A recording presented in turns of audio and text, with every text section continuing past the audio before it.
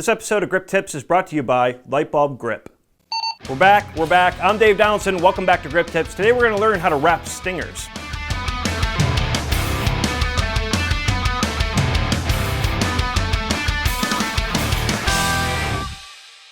So my first episode of Grip Tips was about stingers, and we learned how to build one, but then we also learned how to wrap one, and it wasn't until recently that I found out that that's actually not even the correct way. So why have I been doing this wrong for so long?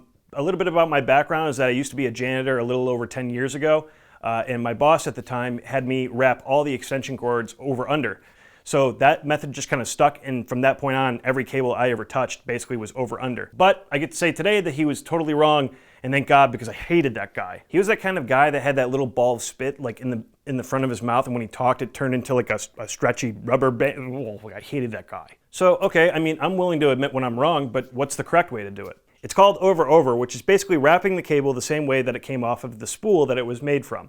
By doing this, we are doing two things. We're helping preserve the shape of the cable and the wires inside of it, and we are also making it harder for the cable to get tangled when being thrown. Now, after kind of taking a poll, this is what 80% of what the industry considers to be the industry standard. Always over, not over-under. But then there's the 20% that think that over-under is pretty much for all cable, and that's actually, over-under is meant more for like XLR, B&C, DMX cable, pretty much any type of cable that's not a power cable. So we'll start with the male end of the stinger, and the reason for that is just to make sure that we don't have any electricity flowing through our cable. You're also going to want to make sure to check the female end to make sure that there's nothing plugged in. Now we'll point the prongs of the stinger backwards and begin wrapping by making a simple circle with the cable. Then we'll reach down the cable about the same length as the loop that we created and pinch the cable and turn it about halfway and lay it flat on the first loop that we created. Sometimes the cable will fight you, but the cable should fall into place most of the time. Then just continuously wrap the rest of the cable like we just did. Ideally, when you get to the end of the wrap, the stinger ends will line up and you can plug them into each other and then use the stinger ties or Velcro to tie them up for organization.